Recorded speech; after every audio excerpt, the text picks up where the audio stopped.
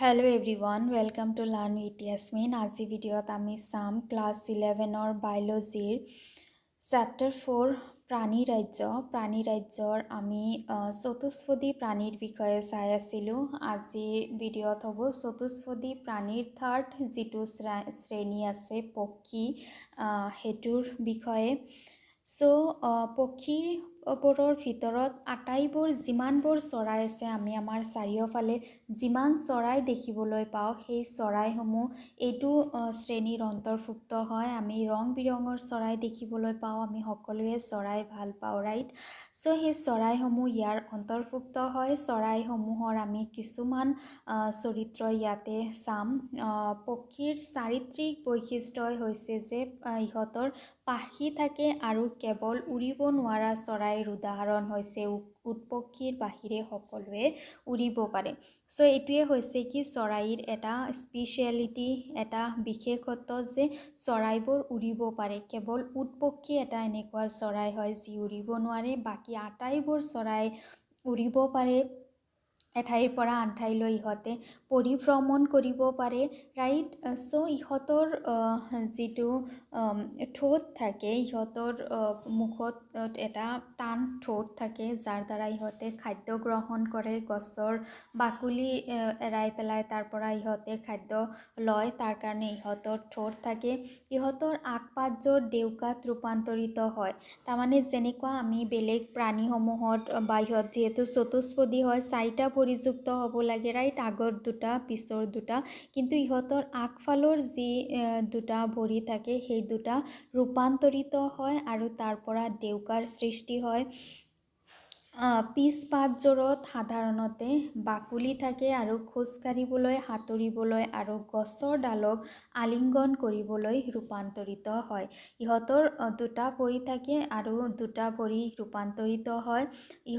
ইহঁতৰ ভৰিত বাকলি থাকে আৰু ইহঁতৰ যিটো ছাল থাকে, ইহঁতে খোজকাঢ়িবলৈ, সাঁতুৰিবলৈ আৰু গছৰ ডালক আলিংগন কৰিবলৈ ইহঁতৰ ভৰিবোৰৰ ৰূপান্তৰিত হয়, অৰ্থাৎ নখ থাকে ইহঁতৰ ভৰিত।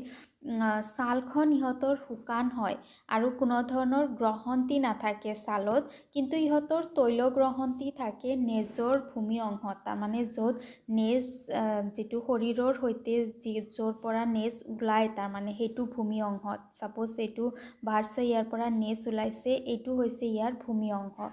ভূমি অংশত তৈল গ্ৰহণতি থাকে ইহঁতৰ যিটো অন্তঃকংকাল থাকে সেইটো সম্পূৰ্ণৰূপে হাড়েৰে তৈয়াৰী।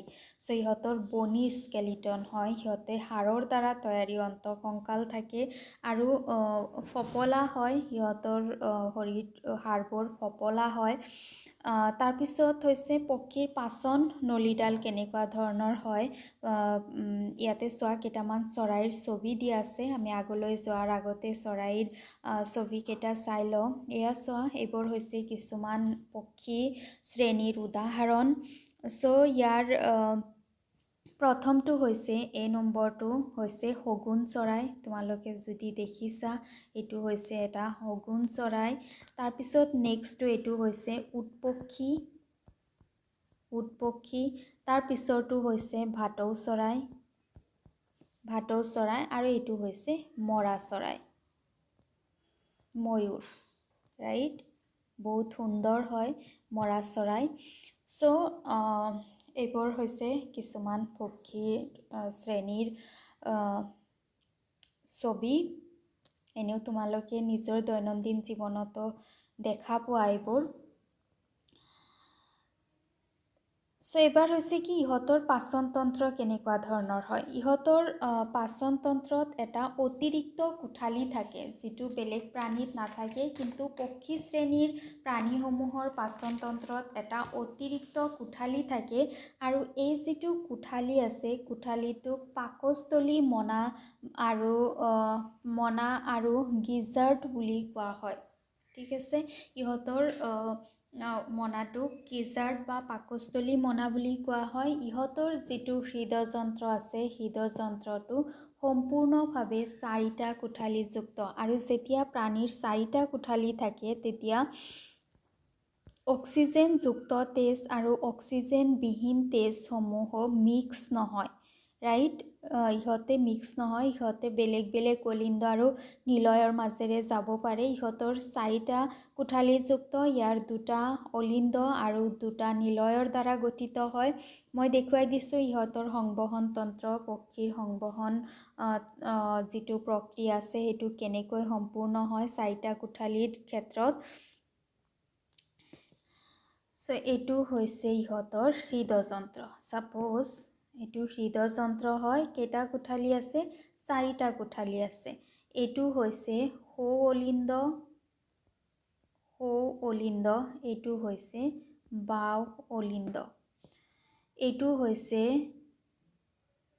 সৌ নিলয়, এইটো হৈছে বাও নিলয়।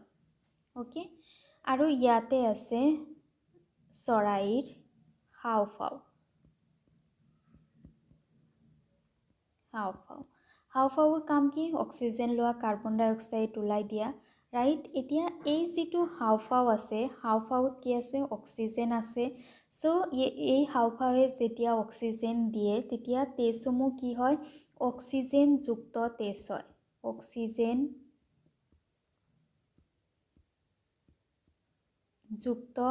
তেজ। এই অক্সিজেনযুক্ত তেজসমূহ গ্ৰহণ কৰে কোনে? বাও অলিন্দই। তাৰপিছত সেই তেজসমূহ বাও অলিন্দই বাও নিলয়ক দিয়ে, ৰাইট। বাও নিলয়ে সেই তেজসমূহক কি কৰে? পাম্প কৰে। পাম্প কৰি পেলাই সেই অক্সিজেনযুক্ত তেজসমূহ, এইটো হৈছে কি? অক্সিজেনযুক্ত তেজ। অক্সিজেনযুক্ত তেজসমূহ ক'ত দিয়ে? শৰীৰত দিয়ে। শৰীৰৰ বিভিন্ন অংগ প্ৰত্যংগসমূহে সেই তেজসমূহক ব্যৱহাৰ কৰে, ইয়াত থকা অক্সিজেন ব্যৱহাৰ কৰে, ৰাইট। খাদ্যসমূহ পাচন কৰাৰ কাৰণে ব্যৱহাৰ কৰে। তাৰপিছত সেইটো তেজ কি হৈ যায়? এইবাৰ অক্সিজেনবিহীন তেজ হৈ যায়। অক্সিজেনবিহীন তেজ। এতিয়া এই অক্সিজেনবিহীন তেজটো গ্ৰহণ কৰে কোনে? সৌ অলিন্দই। সৌ অলিন্দই অক্সিজেনবিহীন তেজটো গ্ৰহণ কৰি পেলাই ইয়াক সৌ নিলয়ক দিয়ে, আৰু সৌ নিলয়ে সেই অক্সিজেনবিহীন তেজটো আকৌ হাওঁফাওঁক দিয়ে। তাৰপিছত হাওঁফাওঁৱে সেই অক্সিজেনবিহীন যি তেজ থাকে তাক আকৌ অক্সিজেনযুক্ত কৰি বাও নিলয়ক দিয়ে। ইয়াতে যিহেতু 4টা কোঠালী আছে, 4টা কোঠালী থকাৰ কাৰণে অক্সিজেনযুক্ত তেজ, অক্সিজেনবিহীন তেজ কেতিয়াও মিক্স নহয়। আৰু এইটো যিটো সংবহন প্ৰক্ৰিয়া আছে, চাৰ্কুলেশ্যন আছে, ইয়াক ডাবল চাৰ্কুলেশ্যন বুলি কোৱা হয়, কাৰণ হৃদযন্ত্ৰৰ মাজেৰে তেজ দুবাৰ গৈছে, ৰাইট। এবাৰ অক্সিজেনযুক্ত তেজ আহিছে হৃদযন্ত্ৰত আৰু এবাৰ অক্সিজেনবিহীন তেজ আহিছে। চ' এইটো হৈছে কি? চৰাইৰ বা পক্ষী শ্ৰেণীৰ সংবহন প্ৰক্ৰিয়া।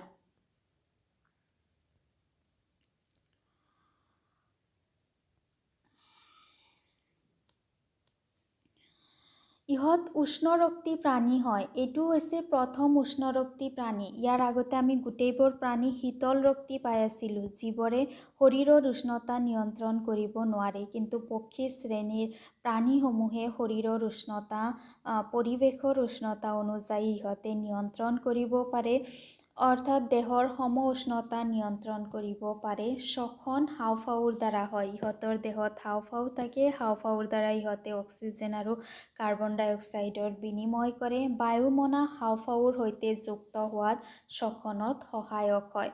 ইহঁতৰ প্ৰজনন কেনেকুৱা ধৰণৰ হয়? জনন অংগ পৃথক পৃথক হয়, অৰ্থাৎ মতা চৰাই আৰু মাইকী চৰাই দুটা বেলেগ বেলেগ ধৰণৰ হয়।